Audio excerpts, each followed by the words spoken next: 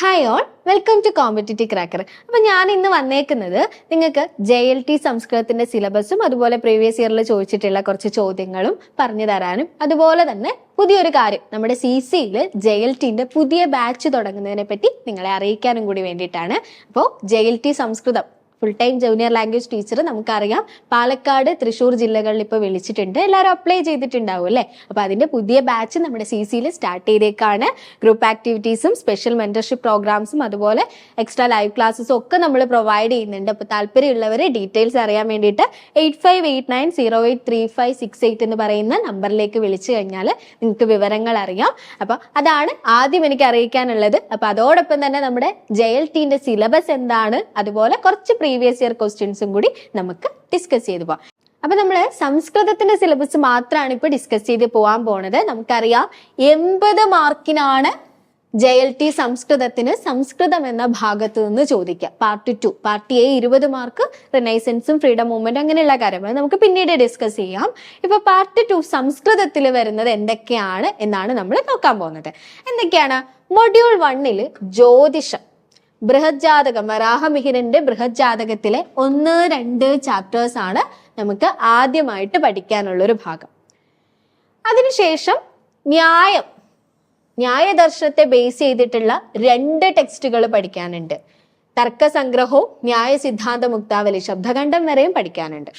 അപ്പോൾ ജ്യോതിഷത്തിന്റെ ബൃഹജ്ജാതകത്തിന്റെ 1-2 അധ്യായങ്ങളും അതിനുശേഷം ന്യായദർശനത്തിന്റെ തർക്കസംഗ്രഹം ദീപിക ഇല്ലാതെ തർക്കസംഗ്രഹം ടെക്സ്റ്റും അതുപോലെ ന്യായ സിദ്ധാന്ത മുക്താവലി ശബ്ദഖണ്ഡം വരെയും നമുക്ക് പഠിക്കണം. നമ്മള് സംസ്കൃതത്തിന്റെ സിലബസ് മാത്രമാണ് ഇപ്പൊ ഡിസ്കസ് ചെയ്തു പോകുന്നത്. നമുക്കറിയാം 100 മാർക്കിൽ 20 മാർക്ക് ജനറൽ പാർട്ടാണ്.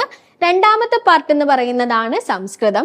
80 മാർക്കിന് സംസ്കൃതത്തിന്റെ ഭാഗത്തു നിന്നായിരിക്കും ചോദ്യങ്ങൾ വരിക. അപ്പൊ നമുക്ക് പഠിക്കാനുള്ളത് വളരെ ജനറൽ ആയിട്ടുള്ള കുറച്ച് നമ്മളെല്ലാവരും പഠിച്ചിട്ടുള്ള കുറച്ച് ഭാഗങ്ങളൊക്കെ തന്നെയാണ്. പക്ഷെ ഞാൻ സിലബസ് നിങ്ങൾക്ക് ഒന്ന് പറഞ്ഞു തരാം. എന്തൊക്കെയാണ് നമുക്ക് പഠിക്കാനുള്ളത്, ഏതൊക്കെ ടെക്സ്റ്റുകൾ നമ്മൾ റെഫർ ചെയ്യണം എന്നൊക്കെ ഞാനിപ്പോ പറഞ്ഞു തരാം. മൊഡ്യൂൾ 1 നമുക്ക് വരുന്നത് ജ്യോതിഷമാണ്. വരാഹമിഹിരന്റെ ബൃഹജ്ജാതകത്തിലെ 1-2 അധ്യായങ്ങളിൽ നിന്നാണ് നമുക്ക് JLTക്ക് ചോദ്യങ്ങൾ വരുന്നുണ്ടാവുക. ഇവിടെ കൃത്യമായിട്ട് എടുത്തു പറഞ്ഞിട്ടുണ്ട് ബൃഹജ്ജാതക ഓഫ് വരാഹമിഹിര ചാപ്റ്റർ 1 and 2. പിന്നെ നമുക്ക് പഠിക്കാനുള്ളത് ന്യായദർശനത്തിന്റെ ഭാഗമാണ്. ന്യായദർശനത്തിലെ തർക്കസംഗ്രഹവും ന്യായ സിദ്ധാന്ത മുക്താവലി ഈ 2 ടെക്സ്റ്റുകളാണ് നമുക്ക് പഠിക്കാനുള്ളത്. അപ്പോ ജ്യോതിഷത്തിൽ നിന്നും വരാഹമിഹിരന്റെ ബൃഹജ്ജാതകം 1-2 അധ്യായം, അതുപോലെ ന്യായദർശനത്തിലെ തർക്കസംഗ്രഹവും ന്യായ സിദ്ധാന്ത മുക്താവലി. പിന്നെ സാഹിത്യത്തിലേക്ക് വരുന്ന സമയത്ത് ഏതൊക്കെ ടെക്സ്റ്റുകളാണ് നമുക്ക് പഠിക്കാനുള്ളത്? കുമാരസംഭവം, ബാലരാമായണം, പിന്നെയോ അഭിജ്ഞാന ശാകുന്തളം. കുമാരസംഭവം വരുമ്പോൾ 5ാമത്തെ സർഗമാണ്. അനന്തനാരായണ ശാസ്ത്രിയുടെ ബാലരാമായണോ ബാലകാണ്ഡവും അയോധ്യാകാണ്ഡവുമാണ് നമുക്ക് പഠിക്കാനുള്ളത്. അതുപോലെ ശാകുന്തളം മുഴുവനായിട്ടും പഠിക്കണം. സാഹിത്യത്തിന്റെ ഭാഗത്ത് നിന്ന് എന്തൊക്കെയാണ് ഇപ്പൊ വരുന്നത്?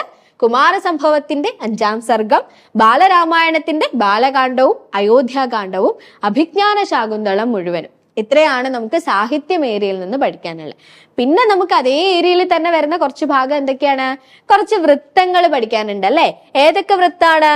അനുഷ്ടുപ്പ്, ഇന്ദ്രവജ്രം, ഉപേന്ദ്രവജ്രം, വംശസ്ഥം, വസന്തതിലകം, മാലിനി, മന്ദാക്രാന്ത, ശാർദൂല വിക്രീഡിത, ശ്രദ്ധര, ആര്യ. വൃത്തരത്നാകരൻ ടെക്സ്റ്റ് ബേസ് ചെയ്തിട്ടാണ് ഇതെല്ലാം നമ്മൾ പഠിക്കേണ്ടതെന്നും പറഞ്ഞിട്ടുണ്ട്.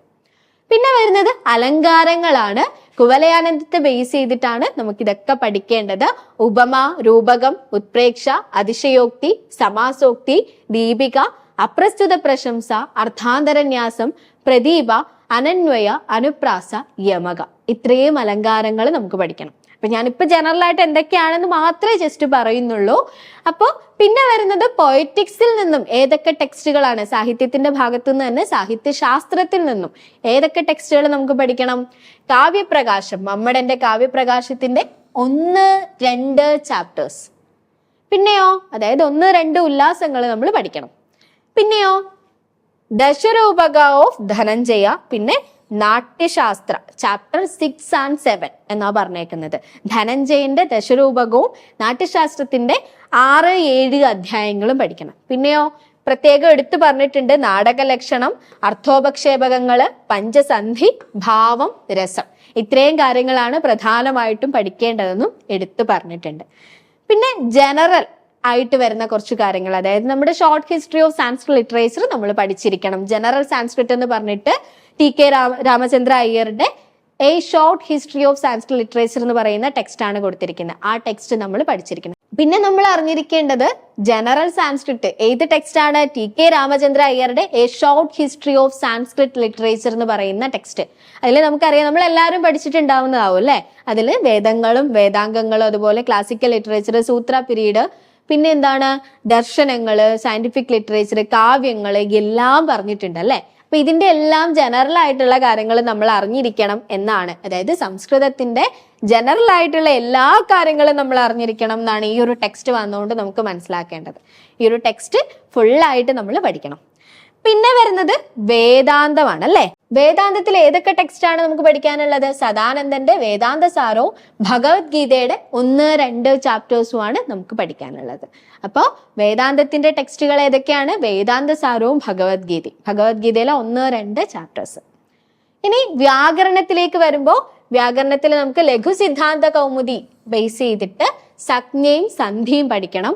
അതുപോലെ തന്നെ കാരകവും സമാസവും പഠിക്കണം.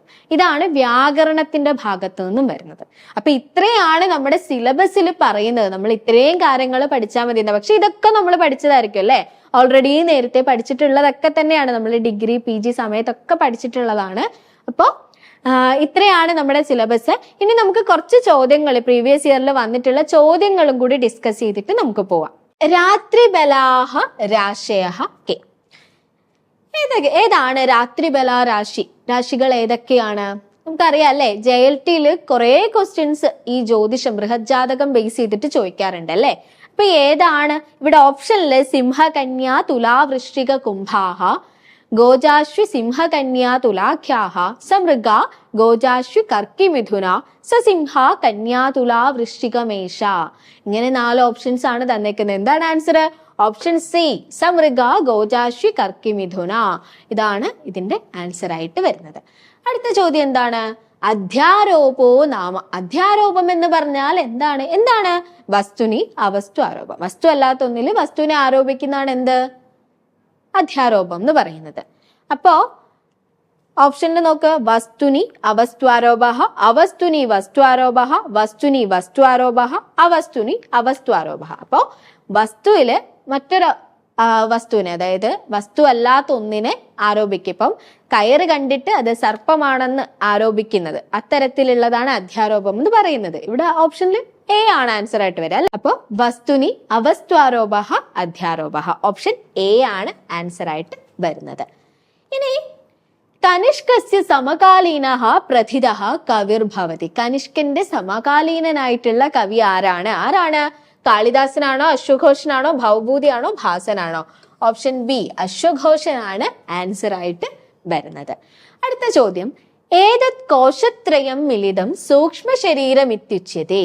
സൂക്ഷ്മ ശരീരം എന്ന് പറയുന്നത് ഈ കോശത്രയങ്ങൾ ചേർന്നിട്ടുള്ളതാണ്. ഏതൊക്കെയാണ് ആ കോശങ്ങൾ? ഏതൊക്കെയാണ്? ഇവിടെ വിജ്ഞാനമയ കോശം, പ്രാണമയ കോശം, മനോമയ കോശം, സ്ഥൂലമയം, സൂക്ഷ്മമയം, മനോമയം, അന്നമയം, വിജ്ഞാനമയം, അന്നമയം, പ്രാണമയം, മനോമയം. ഇങ്ങനെ 4 ഓപ്ഷൻസ് ആണല്ലേ തന്നേക്കുന്നത്. ഏതൊക്കെയാണ് സൂക്ഷ്മ ശരീരത്തിന്റെ കോശങ്ങള്? വിജ്ഞാനമയ കോശം, പ്രാണമയ കോശം, മനോമയ കോശം. ഇവ 3 ആണല്ലേ. അപ്പൊ ഓപ്ഷൻ എ ആണ് ആൻസർ ആയിട്ട് വരാം. അപ്പൊ ഇത്രയും മതി. നമുക്ക് കുറച്ച് ചോദ്യങ്ങൾ നമ്മൾ ഇന്ന് ഡിസ്കസ് ചെയ്ത് പോയിട്ടുണ്ട്. അപ്പോൾ ഒന്നും കൂടി ഓർമ്മിപ്പിക്കുകയാണ്, CC-യിൽ പുതിയ ബാച്ച്, JLT സംസ്കൃതത്തിന്റെ പുതിയ ബാച്ച് സ്റ്റാർട്ട് ചെയ്തേക്കാണ്. അപ്പൊ താല്പര്യമുള്ളവർ നമ്മുടെ സ്ക്രീനിൽ കണ്ടിട്ടുള്ള നമ്പറിലേക്ക് കോൺടാക്ട് ചെയ്താൽ മതി. അപ്പോൾ ഇനിയൊരു ക്ലാസ്സുമായിട്ട് നമുക്ക് അടുത്ത വീഡിയോയിൽ കാണാം. Thank you. വീഡിയോ ഇഷ്ടപ്പെട്ടു കഴിഞ്ഞാൽ ലൈക്ക് ചെയ്യാനും സബ്സ്ക്രൈബ് ചെയ്യാനും മറക്കരുത്.